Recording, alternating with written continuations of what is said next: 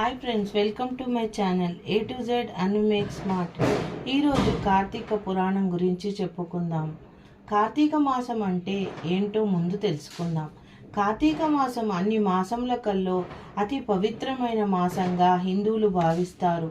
కార్తీక మాసము హరిహరాదులకి ఇద్దరికి చాలా ప్రీతికరమైన మాసము.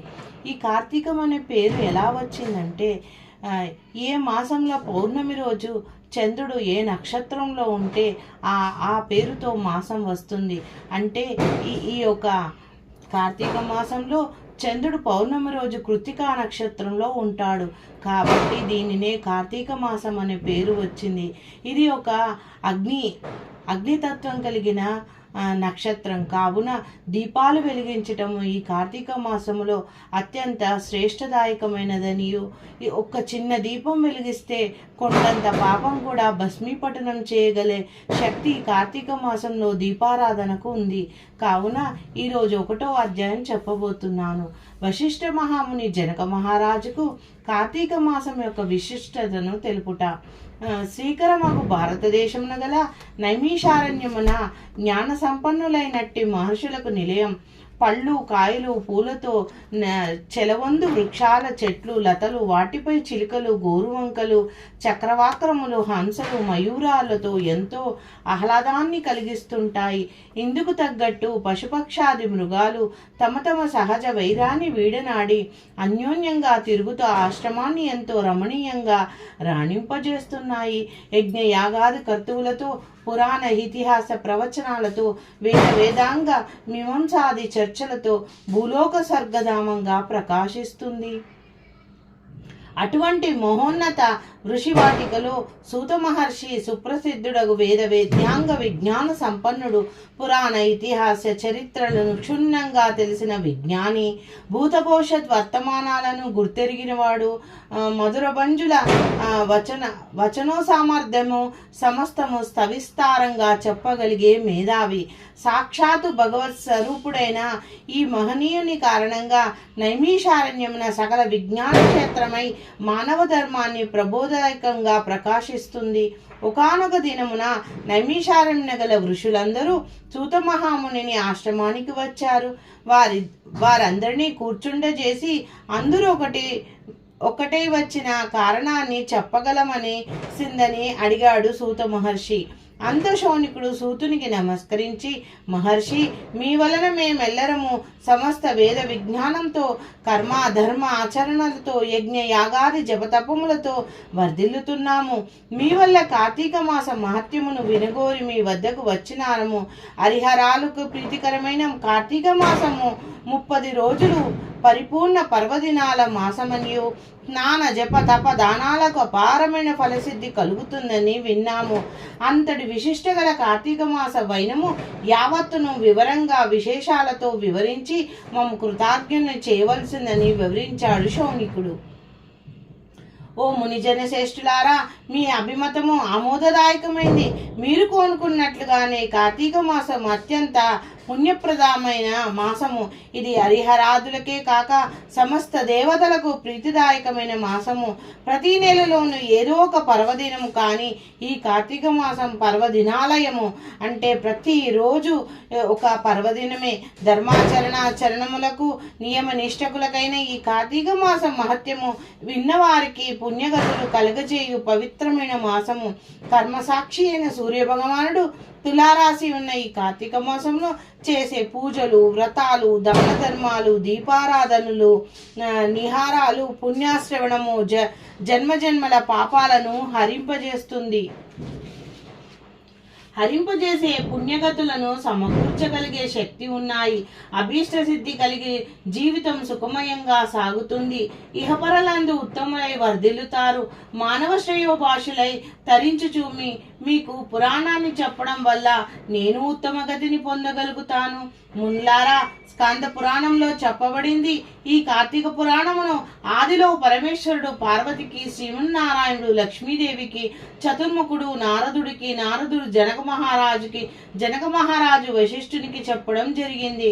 వశిష్ఠుని కృప వలన ఈ కార్తీక మాసము విన్న మహద్భాగ్యం నాకు కలిగింది. ఈ ఈ పురాణ క్రమాన్ని మీకు వివరించదను, సావధానంగా విని తరించండి. మునుజనులకు సూతుడు ఈ విధంగా కార్తీక పురాణము వినిపించుచున్నాడు. వశిష్ఠ మహాముని జనక మహారాజుకు కార్తీక పురాణం చెప్పుట. ఒకానొక పుణ్యదినాన వశిష్ఠముని మిథిలా నగరానికి వచ్చి జనక మహారాజుని కలుసుకున్నాడు. రాజర్షికి జనకుడు సుపరిచిత మర్యాదలు చేసి మీరు వచ్చిన విశేషాన్ని వివరించవలసిందిగా వశిష్ఠుని ప్రార్థించాడు. రాజా, జనక మహారాజా, నేను సిద్ధాశ్రమంలో సంకల్పించిన యాగానికి వెళుతున్నాను. యాగార్థమై నీ సహాయం కోరడానికి వచ్చాను అన్నాడు. అందుకు జనకుడు మహర్షి, యాగ నిమిత్తం ధనాన్ని, వివిధ సంభావాలని మీరు కోరిన ప్రకారం ఇస్తాను. అంతకన్నా నాకు ఉన్న సంపదలకు ప్రయోజనమేముంటుంది అని వినయంగా పలికాడు. మునిజన శ్రేష్ఠ, నాకు చిరకాలంగా ఒక కోరిక ఉంది.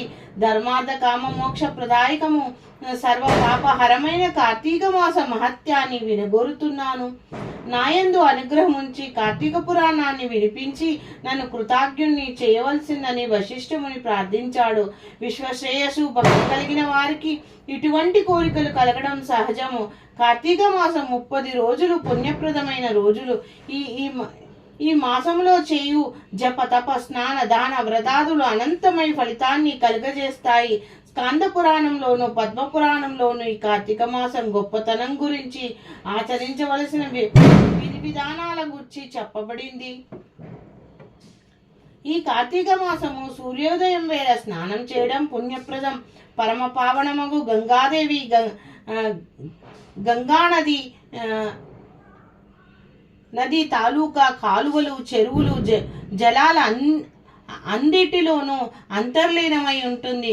స్నానంతో పరిశుద్ధము పుణ్యప్రదమైన తనువుతో చేయు దానాలు వ్రతాలు అపారమైన ఫలితాన్ని కలగచేస్తాయి. పితృకర్మలు 7 తరాలకు పుణ్యగతులను కలగచేస్తాయి. ఈ కార్తీక స్నాన వ్రతాదులకు స్త్రీ పురుష బాల యవ్వన వార్ధిక తారతమ్య భేదాలు లేవు. జనక మహారాజా, ఈ కార్తీక మాసం 30 రోజులు హరిహరాదులకు చాలా ప్రీతి అయినట్టే రోజులు.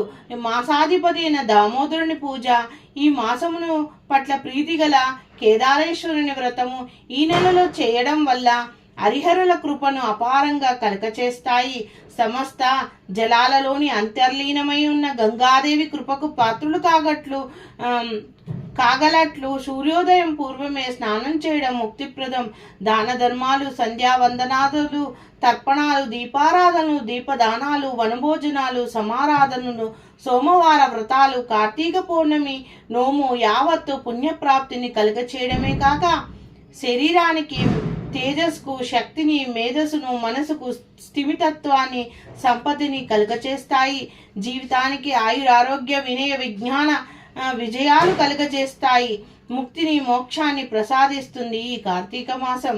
జనక మహారాజా, ఈ కార్తీక మాసంలో ఏకభుక్తము, ఉపవాసము ఆచరించడము మోక్షప్రదము. సంపూర్ణంగా ఉపవసించి సంధ్యవేళ తీర్థప్రసాదాలతో కాలం గడపడము, రాత్రుళ్ళు మాత్రమే ఏకభుక్తి భుజించడము, అయాచితంగా పరులు పెట్టినది మాత్రమే తినడం చేస్తూ